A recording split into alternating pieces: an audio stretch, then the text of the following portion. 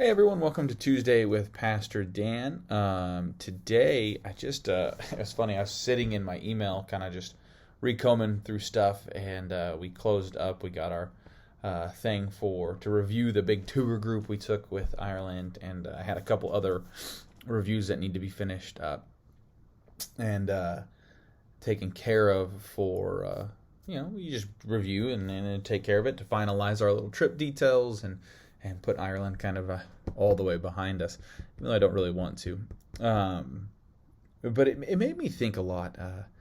You go on these places, these the Google reviews or TripAdvisor or anything, and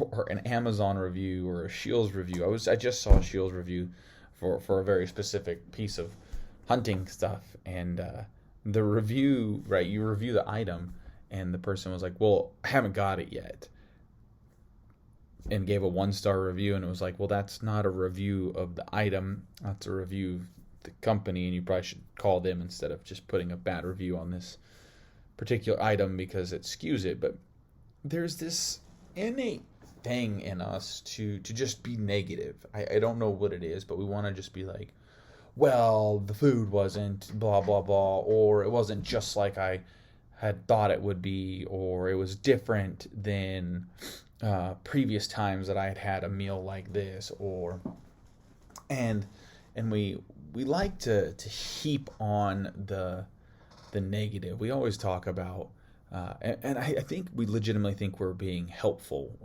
or the criticism is constructive, but rarely does it come out as constructive. I mean, it often is accusatory and attack, and it's like, well, they're terrible, or the worst, or they're awful. And I think we get some sort of good feeling out of it, that we can tear another down or whatever it is, and just tell them how bad they were without highlighting anything that was worthwhile. In coaching, there's a method called the sandwich method, and you compliment, criticize, compliment. And no, it's not because kids these days are soft or anything ridiculous like that. It's legitimately is proven theory that's been around for years. I know that a lot of us were rub some dirt on it and get up, you're terrible, screamed at. But actually, I never was. To be honest with you, my coaches often, I look back and use sandwich method. All right, you did this well. Now we got to work on this, and this is another thing. And if my coaches had just been completely screaming and telling me how bad I was, I wouldn't have went to the Oklahoma-Nebraska game with a former high school coach who's a big Oklahoma fan. I wouldn't have sat through that awfulness with with just anybody. So we sandwich it. People do things well. They have things they can fix, and they also do things right. We can put that together, but we get some sort of superior feeling good thing out of just destroying another person verbally and saying, well, you're just terrible.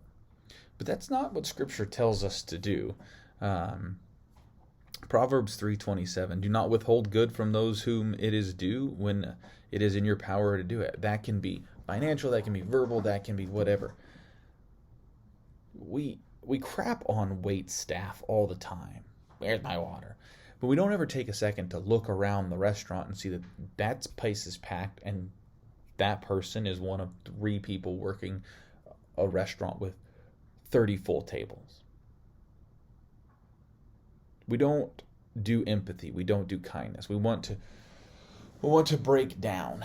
The other scripture is Ephesians 4, chapter 4:29. Let no corrupting talk come from your mouths, but only such as good for building up as it fits the occasion, that it may give grace to those who hear. May give grace to those who hear, and it may be good for building up. I think we should take a second from our keyboard warrior stances and say, is this building up, or is this just to make me feel better because I might have had a bad experience because I ordered something I actually didn't like and didn't know I wasn't going to like it.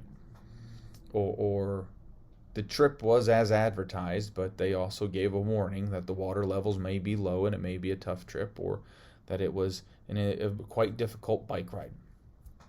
Right? I could leave a bad review for the Gap of Dunlow, but that would be my own fault for not doing my research. So the only person who deserves a bad review would be me.